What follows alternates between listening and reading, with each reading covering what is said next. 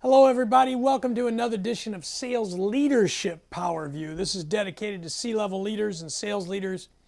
And one of the things I hear from these guys, sometimes I'm flying with them on a plane or I'm working on a project, somebody will kind of say like, hey, I've had this dream, right? I've had this fantasy that I woke up and all my salespeople were gone, the entire sales organization had been disseminated, and I got to start with a blank slate. I got to start from scratch, to build that quote, perfect sales organization.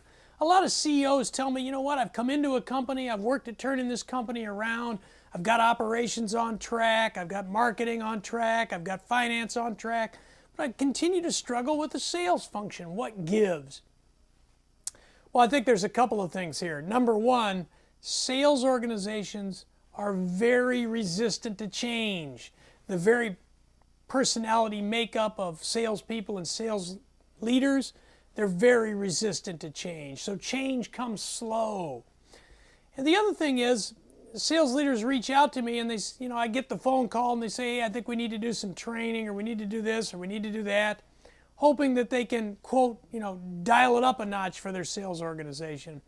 And what I usually tell them is, certainly I'm more than happy to come provide training or look at that, but ultimately there isn't any quick fix. First of all, as I mentioned, sales forces are very resistant to change. So the process takes quite a bit of time. If you want to build incredible health, if you want to be an Olympic athlete, it's going to take several years of rigorous, consistent training before you're ready to compete, combined with natural talent. I think the same thing is true with sales organizations. It's at least a 2-year process. So how do we go about that process? Well, before you try to make a quick fix, and these are usually the quick fixes C-level people try to make. Their sales organization is not performing to their level, so they say, okay, let's get a new sales leader. That's the fix, right? We'll just hire a charismatic, strong sales leader, and it's his problem or her problem, right? Well, that usually is not the end all either. Second, they're happy with their sales leader, and they're just like, well, we need to hire some stronger guns. We need to hire some stronger salespeople. And so they try that approach, and that usually doesn't work either. Then they say, you know what, I got the answer. It's compensation. Compensation's the key to turn this baby around. Let's sweeten the pot a little bit. Let's try to juice our people. Well, here's the thing. Compensation never made anybody sell smarter. Might get them to work a little harder and sell a little harder, but they never get any smarter because you made the compensation plan more attractive. So what's the answer? Here's the answer. What you really need to invest in is a sales organizational audit. You need to come back, much like if you're trying to get in peak physical condition and you go to a trainer, they're going to evaluate your core strength, they're going to evaluate your aerobic strength at all the energy systems, the high VO2, the lactate threshold, your aerobic capacity. They're going to look at upper body strength, they're going to look at lower body strength, they're going to look at muscular imbalances. You're going to get a complete evaluation to find out where you're weak, so you can begin to strengthen those areas where you are weak. Same thing for the sales organization. You need to do an audit. It starts with sales strategy. Strategy is, does your organization know how and where they create value in the marketplace? I mean, that's key, right? Are we starting from the right vision as a sales organization? So you've got to look at sales strategy. Next, you've got to look at sales structure. Do you have the right size sales force? Are you deploying them in the right way? Is it a consultative sales force? Is it a transactional sales force? Is it an enterprise sales force? What kind of structure do you need to have based on your product mix and your offering in the marketplace, the value you create in the marketplace? Next, you need to look at your sales management team. Do you have the right leaders, field leaders in place? Do they represent the values of the organization?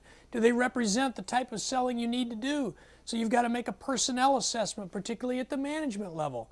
You've got to look at hiring practices. If you've got sales managers out there that you trust, but they're making bad hires, your results are always going to be compromised. Then you need to look at, do you have a really well-defined sales process? Is everybody playing from the same book, so to speak? Have we given our salespeople the tools they need to execute the process that guarantees success? So you need to audit your sales process. You need to look at training, right? You can't hire your way to a great sales force only. You've got to train them on a continual basis. They've got to be constantly trained to improve their ability to get into those key conversations and articulate the value you have. So what kind of training do you have? Is it consistent? Is it ongoing? Is it high level? Is it getting the results that you need? Then, of course, you got to look at the compensation plan.